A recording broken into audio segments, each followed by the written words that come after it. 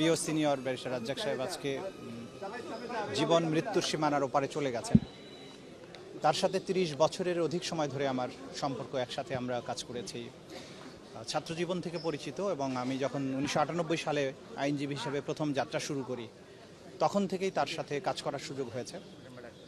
আমি মনে করি যে তার মতো একজন আইনজীবী এবং তার মতো একজন মানুষ চলে যাওয়াতে বাংলাদেশের আইন অঙ্গনে একটা অপূরণীয় ক্ষতি হয়েছে। কারণ বর্তমান সময়ে যখন মূল্যবোধের একটা বড় সংকট চলছে, সেই সময় সুপ্রিম কোর্টের মতো জায়গায় এরকম নীতির প্রশ্নে আপোষহীন আইনজীবী, যিনি যখন যে মামলা নিয়ে দাঁড়াতেন সেই মামলার ইনস আউটস সব কিছু পড়াশোনা করে দাঁড়াতেন, আইন জেনে দাঁড়াতেন এবং আদালতকে সঠিক যুক্তি দিয়ে সঠিক সিদ্ধান্ত গ্রহণে পৌঁছার ব্যাপারে তার আপ্রাণ চেষ্টা ছিল। কখনো তিনি সেখানে রাগ করেননি।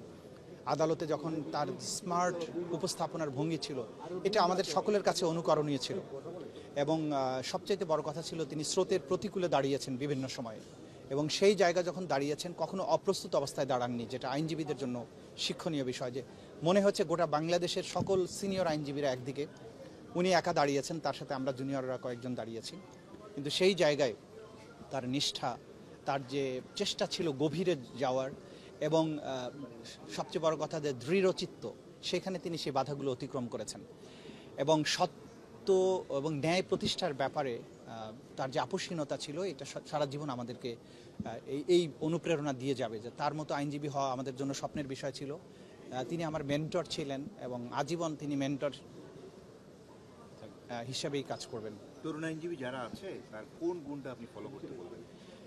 তরুণ আইনজীবীদের উদ্দেশ্যে আমরা যেটা বলবো যে ব্যারিস্টার আব্দুর রাজ্জাক সাহেব কখনো অপ্রস্তুত অবস্থায় কোর্টে যেতেন না। তিনি যে কোনো বিষয়ে কথা বলার আগে ইনস আউটস পড়াশোনা করতেন, ইন ডেপথ পড়াশোনা করতেন, এবং কোর্টে যখন দাঁড়াতেন তখন ওই বিষয়ের ব্যাপারে এমন কোনো তথ্য ছিল না, আইন ছিল না যেটা তিনি জানতেন না, এরকম প্রস্তুতি নিয়ে কোর্টে দাঁড়াতেন, বিনয়ের সাথে কথা বলতেন, কোর্টের প্রশ্ন বোঝার চেষ্টা করতেন, সেভাবে জবাব দিতেন। সকল আইনজীবীর ব্যাপারে আমি মনে করি যে ব্যারিস্টার রাজ্জাক সাহেবকে যদি কেউ অনুসরণ করতে চান, তাহলে তাকে সেভাবে প্রস্তুতি নিয়ে কোর্টে যাওয়া উচিত এবং নীতির প্রশ্নে আপোষহীন থাকা উচিত। টাকা পয়সা, প্রলোভন, এগুলো দিয়ে কখনো যে আইনজীবীকে কেনা যায় না, ব্যারিস্টার আব্দুর রাজ্জাক সাহেব ছিলেন সেটার একটা বড় উদাহরণ। আজকের এই সময়ে তরুণ আইনজীবীদেরকে তাকে দেখে সেই বিষয়গুলো শেখা উচিত বলে মনে করি।